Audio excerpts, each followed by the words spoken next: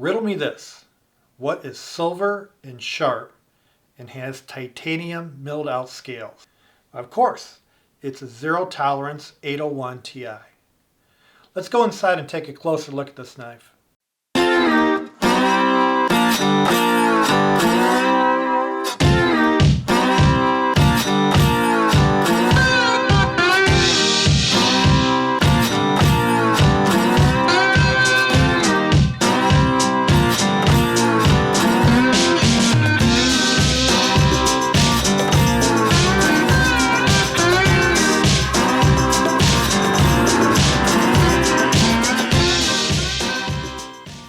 Welcome back to Blade Insider. Here on this channel, we talk about all things knives. Now today, I got a package in the mail. Very excited to open it up, see what's in there. I kind of suspect it's my zero tolerance 801 Ti, but I thought it'd be fun to open it up on camera so you get my unfiltered, immediate impressions of the knife. Let's talk about the knife itself. The zero tolerance 801 Ti was redesigned from the original 801. The major redesign element on the 801 Ti is milled out titanium scales. Now I've been crushing on this knife for a long time. I like the knives designed by Todd Rexford. He has a particular style and design that he uses in his custom knives. As you can see, his custom knives all have this large drop point blade and that contoured handle that fits nicely in the palm of your hand. Todd Rexford has collaborated with Zero Tolerance on a number of different knives. They include the 801, the 801 Ti, the 804, the 808, and the 850. The 850 is a collaboration with Sinkovich and I believe was ZT's flagship knife. Now I have an 850 and I love it. You can definitely see the design elements that Rexford put into that knife. At the time of making this video, the 801 has been discontinued.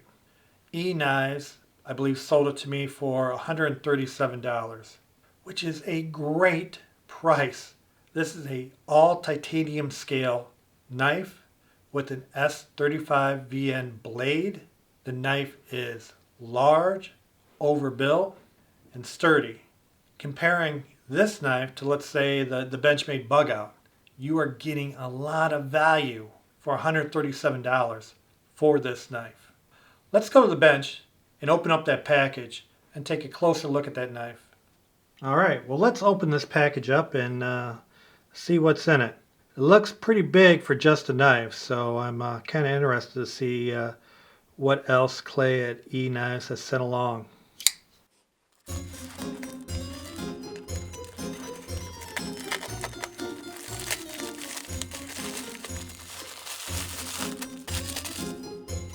Well, we got another bag. Let's see what's in bag number 2.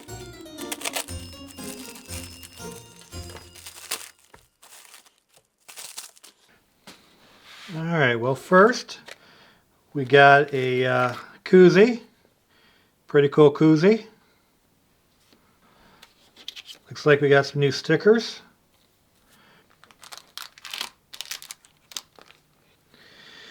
Now, take a look. Looks like a t-shirt.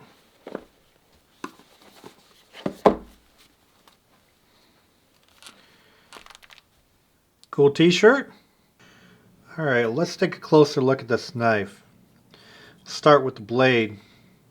It's a drop point blade. The grind is fairly nice. You can see it thins out very quickly towards the cutting portion of the blade. It's a hollow grind. There is no finger choil or sharpening choil on the blade itself. Going to the scale, there's no jimping on the back of the blade nor on the scale.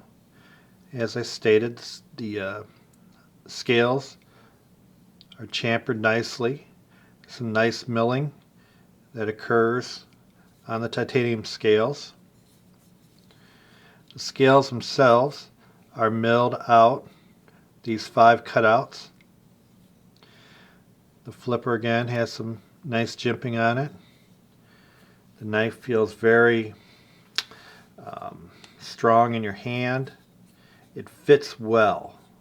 And again, squeezing, bearing down on this knife, there are no hot spots. Got the frame lock with an overstop protection. You can see the Teflon clip ends up on the frame and not on the frame lock, which is very important when you're trying to flip the blade. Your fingers are naturally falling on the frame itself and not on the frame lock, so flipping is very easy. The blade runs on KVT bearings, so ceramic bearings. Let's try some paper.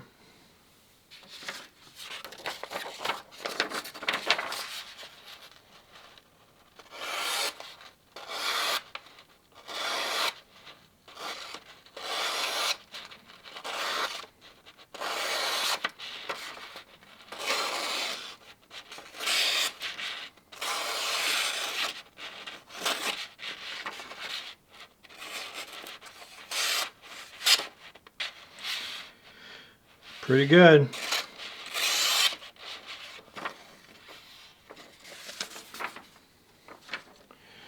Pretty good.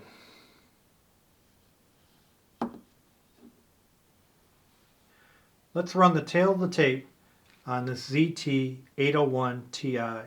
It's got a blade length of 3.5 inches, a closed length of 4.7 inches. Overall length is 8.2 inches. Blade material is CPM S35VN stainless steel. The blade thickness on it is 0.156 and it's got a drop point blade. The handle material is bead blasted titanium and it weighs 5.6 ounces. Let's compare this blade with other blades. First, the Ontario Rat 1 and the Spyderco Paramilitary 2. With the Rat 1, both knives have very similar length and blades, but the Ontario 1 is longer in the handle. The ZT801 Ti compares favorably with the Paramilitary 2. Both the blade lengths are very similar, as well as the handles. Something new, we'll compare this to the Spyderco Magnitude. Now, with the Spyderco, the blade length is about the same, however, it does have more of a cutting edge. Next, 2 from Benchmade, the 940 and the Super Freak.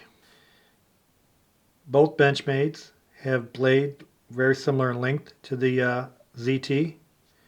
However, the Osborne has a significantly shorter handle, whereas the Benchmade Super Freak is longer in the handle. Finally, I want to compare this to my other Rexford design knife, the 850. The handle on the 850 is longer as well. Now with these Rexford knives, the 850 is a collaboration with Sinkovich, and you can see Sinkovich's design elements in this knife. But also with Rexford, I think you see his design here, both with the handle as well as this pivot. Rexford likes these unique pivots. Let's take a look at the blade material of this knife. As I stated earlier, the blade is CPM S35VN steel. Let's compare it to D2. For ease of sharpness, S35 ranks a 5 out of 10, whereas D2 is a 3 out of 10. For edge retention, S35 ranks 8 out of 10, and D2 ranks 7 out of 10. Both S35 and D2 have the same toughness at 6 out of 10, but S35 is much better at corrosion resistance at 7 out of 10 compared with D2 at 4 out of 10. Next, what I want to do is compare the 0801 Ti to the other ZT knives in my collection. First, we'll start off with the 0562 in carbon and the 0566. Now both the 62 and the 66 are both hinder-based designs. You can see that they look very similar to each other. Next, look at the 850 and the 0055. Finally, the 0462. I'm sorry, the 460. As you can see, all these knives, other than the two hinder-based knives, look very different from each other. And that's one of the things that draws me to buying ZT knives. They're all very unique and very different from each other. However, there is one commonality among all the knives, and that is overbuilt. Finally, I want to show you how this knife fits in a pair of jeans. The knife's going to be too big for the watch pocket. So looking at the knife here, the scale of the knife swoops to the edge side of the pocket, thereby allowing you extra room to put your hand, your keys, your wallet, or your phone in your front pocket. Let's take a look. Again, we have that deep carry clip with the ZT, so we're going to have that much sticking out of your pocket. Not very showy, not very revealing, and I can put my whole hand in the pocket and it still has room for the knife. So not bad, not bad. Plenty of room in the pocket. So that was a zero tolerance 801 Ti. It's been about 24 hours since I did that unwrapping on video. And my opinions really haven't changed that much from 24 hours ago.